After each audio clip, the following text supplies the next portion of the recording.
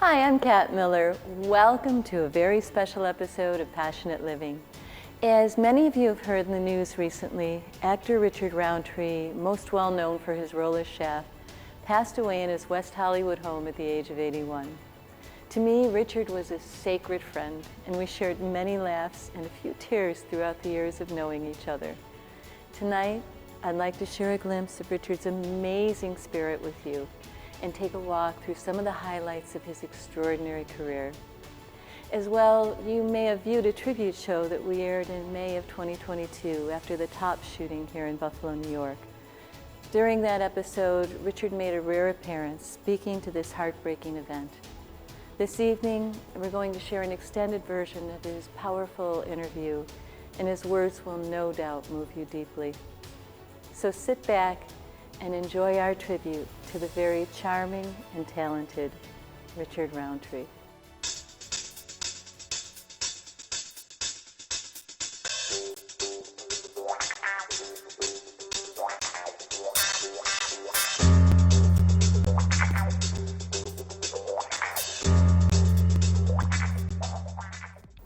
Richard grew up in New Rochelle, New York, and in high school he played football, earning him a scholarship to Southern Illinois University in Carbondale. Eventually, Richard moved back to New York City and took a job at Barney's, a high-end men's clothing store. Some of his colleagues were getting side work as models, so Richard decided to give it a try, with some immediate success. But then he took things a step further and jumped into the world of acting, where he was given his first big break by director Gordon Parks, who casted him in the role of Detective John Shaft. Richard told me that when he showed up for his interview that day with Gordon Parks for a really coveted role that actors from all around the country were coming in to try out for Shaft, Richard thought that he would use a little bit of leverage and tell Gordon Parks, the director, that his brother went to school with Gordon's son. Richard told me that you had to know Gordon Parks to know just how much that meant nothing to him. And in the middle of the interview, Gordon took a piece of paper, it was a cutting out of a magazine, and pushed it toward Richard and said, "I want somebody who looks like him."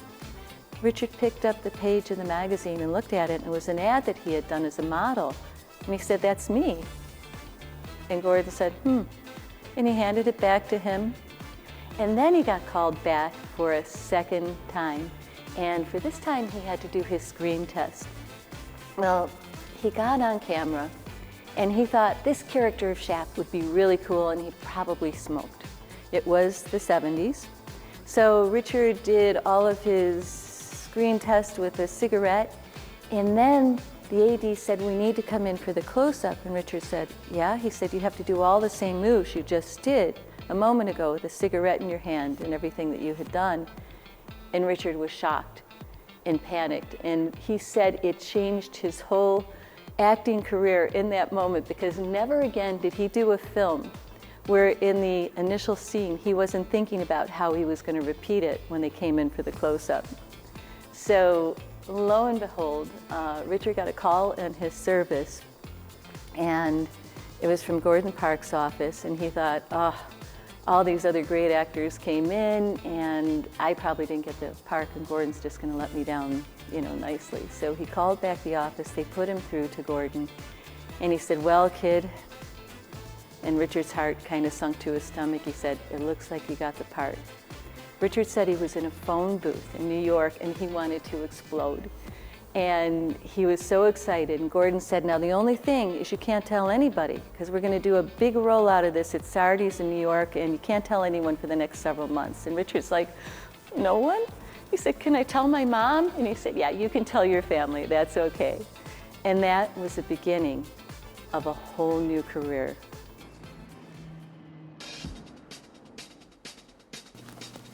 And I walked out up those steps, and I can remember it was like yesterday, and I started to cross the street against the traffic, and midway through, this cab's honking its horn, and I turned around, I gave him the finger and kept walking. Because I did own it at that moment. Yeah. and I crossed it and got to the center and started walking past it, and I could hear cut. And I go and said, let's do it one more time for safety. But we had it in the first take. Yeah.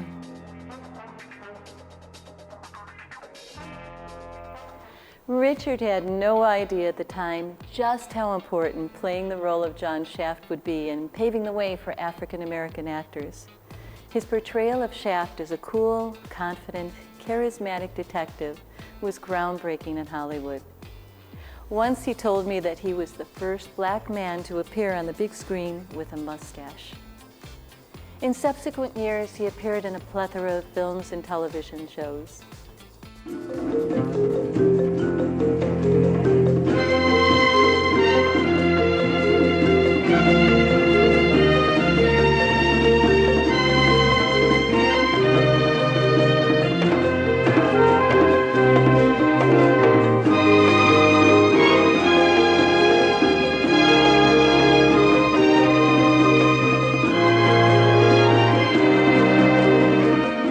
Last year, after the shooting at the Tops grocery store in Buffalo, New York, Richard called me in tears. He agreed to be part of a special edition of Passionate Living where we honor the victims and their loved ones of this terrible tragedy. Due to the half-hour length of our show, we were only able to air a portion of his powerful words, and tonight we're going to share more of that extended version of his interview with you.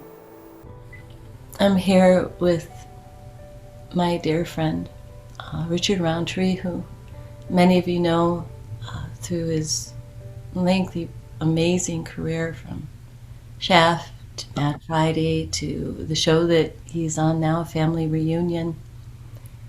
And the other night, after the tragedy in Buffalo, shared his heart with me about what was going on, and it touched me so much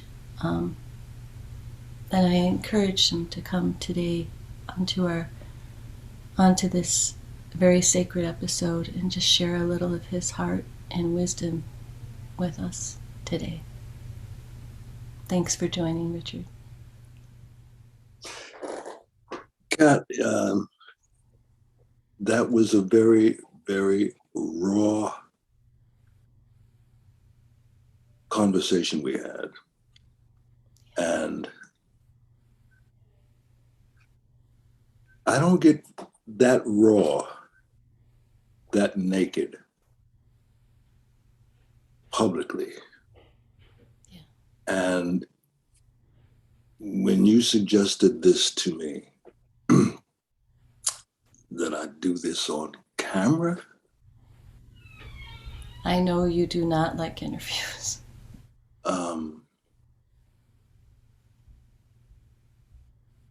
That was a steep hill to climb. There is so much emotion that are turning over in my being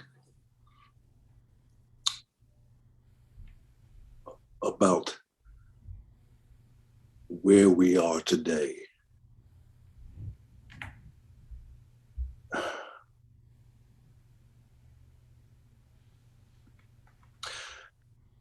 There is so much anger and so much disappointment about man's inhumanity to man. Yes. And how we can say one thing and totally do the opposite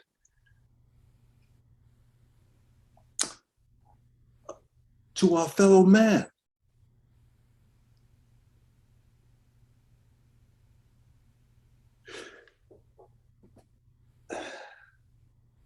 January 6th was a gathering of patriots.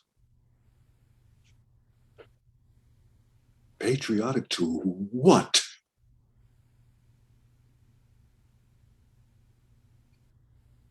When the vice president life was threatened and they had nooses hanging. They wanted to hang him. That was a peaceful patriots gathering. Give me a... We have gone back to the 40s, if not the 30s. We are being fed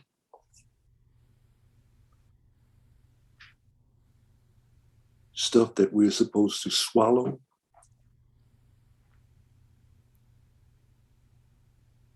And too many of us have our heads in the sand.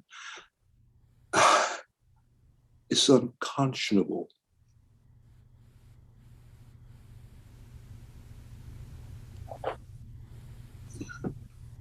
It is. And my grandpa used to have a saying. And yesterday when I was over at the Tops Market where the shooting took place, he used to say that if you see something happen on the street in life and you just walk by, like say someone's getting mugged or somebody's having a fight and you don't want to get involved, and you just walk by and you do nothing, that you become part of the problem. By not being involved, you're involved. And I think that is the big thing for everybody that's sitting, watching their television sets, oh, another tragedy. And we watch so intently, and we may feel emotional. And then that passes. And it's like it's in the back of our minds. It's not there anymore in the present. Well, the main reason I'm doing this is what you shared with me a few minutes ago, your uncomfort being questioned, being a white woman in this situation. And I said, oh my God, how can I?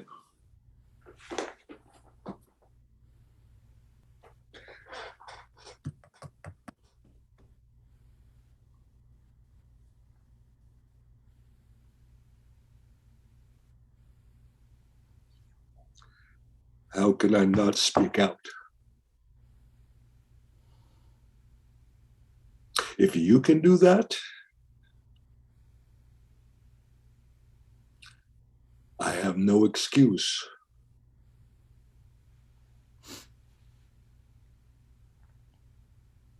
Thank you. I have had a privileged life. I have traveled all over the world.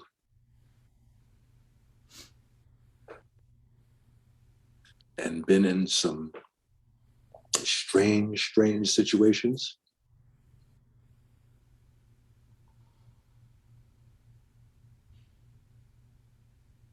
But I have never experienced the feelings I have today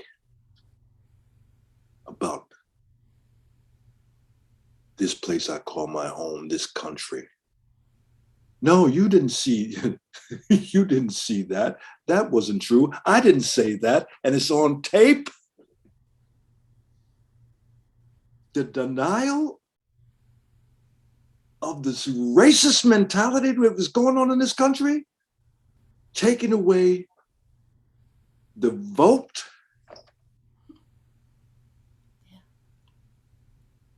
which constitutionally says that we have the right to vote. No, you don't. We will draw the lines and make it impossible for you to vote. Take away the voting boxes so you can't do mail-in. What is going on here? Yesterday, I got to interview our mayor, Byron Brown. And I gotta say, he is holding this together so remarkably well. A city that's so fractured right now, a community of people so fractured, and his heart is holding this together. And, you know, we talked about generational racism. And I believe it's so important that in schools we have to have these conversations in schools, because if someone's being raised in a household of generational hate that's been carried forward, children don't. You see kids on a playground. You and I both have kids, and how many times have you been to the playground where by the end of the day they're hugging the kid that they just played with, and they're like, oh, this is my best friend, and they've never met before, but it's just a little love fest, and they don't care what that child's race is, they don't care their religion, they don't care their sex, they just have a new friend that they love. We learn to hate. When I first moved back to town from California, and Rosina was younger, and we'd walk down the street in some areas of town, especially some suburb areas, and we'd hold hands through the store. And the looks I would get from some people made me want to cry. I'm like, this is a little girl, and looking at me like somehow I sold out my white skin or something. You know what I mean by having this little girl that they're assuming is my daughter. And I'm like, God, did I walk through a time portal into the 1950s? And I mean, this is not the majority, and I don't want to put that out there, because when Rosina and I did the marches, the Black Rights, Lives Matter marches, what gave me hope is that the majority of the people in the marches were young, and they were white. They were light-skinned. And I thought, oh my God, maybe this next generation, maybe there's hope. Well, it's difficult to navigate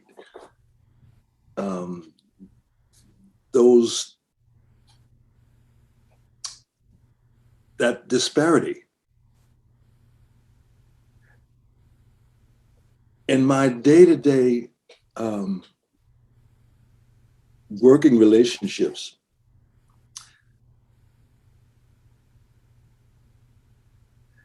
and then I can leave the set and go into a market.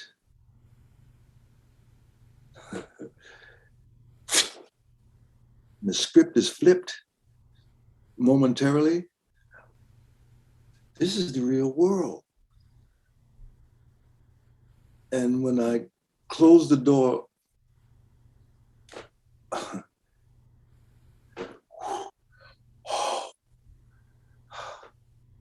yeah, this is real, but it flips.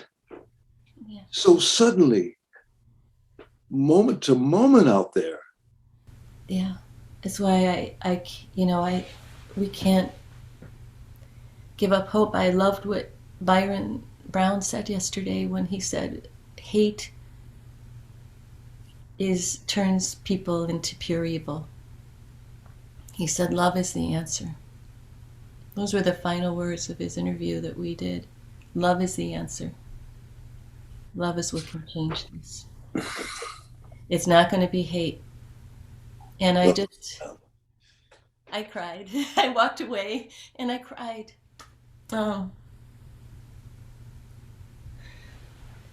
Here's a black mayor in the middle of this tragedy, who loves his city, who is loyal to the people here and loyal to his community.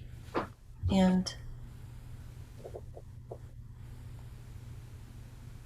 that moved me. I walked away and I held that in my heart. So, I don't know. I have a Now, as humans, hate isn't helping us a whole lot. thing here. Yeah. Oh, This man, on the insignificant actions of someone else, don't allow others to control the direction of your life. It is so deep. And it speaks to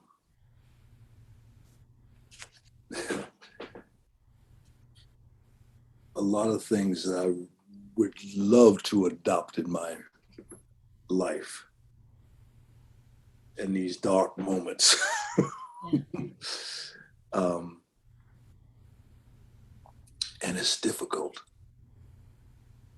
When he, being the mayor, said love will conquer all, in essence, what he's saying is love will conquer all, it will conquer over. It is incredibly difficult to take that stance in these dark moments.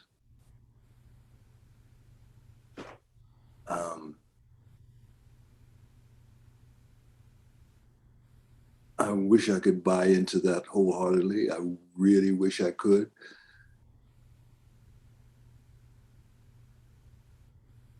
I intellectually understand that, but emotionally, that's a hard pill to swallow. Thank you, Richard. Thank you for talking today and sharing. I know how hard this was for you. I know you do not like. I need to take a nap. I'm drained. Me too. Me too. Okay, Kat. Talk to you later. Talk to you later. On a lighter note, last year when Richard turned 80, his daughter Kelly threw him a beautiful party, and it was attended by so many of Richard's friends and family.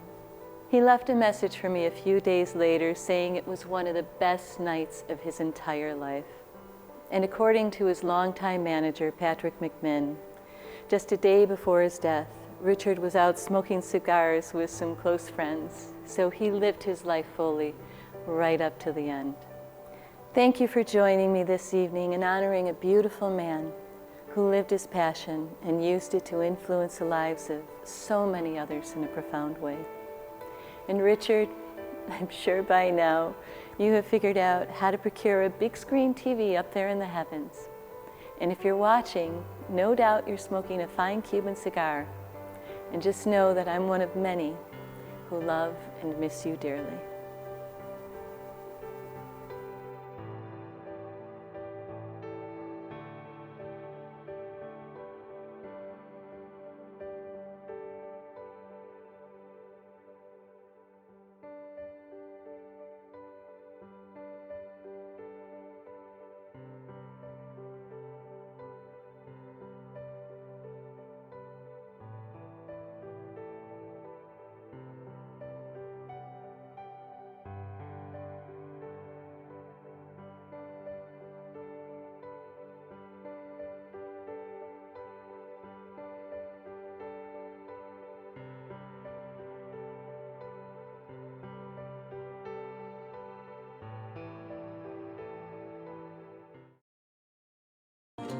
Experience Marabon, Western New York's first and only social club exclusively for seniors.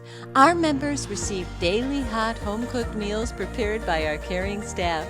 And our exclusive stylist comes in weekly for members to get their hair done. Connecting with others is one of life's greatest gifts, and days spent at Marabon are fun for all of our members and comfort to their families. Call one of our directors to set up a private tour. We can't wait to meet you.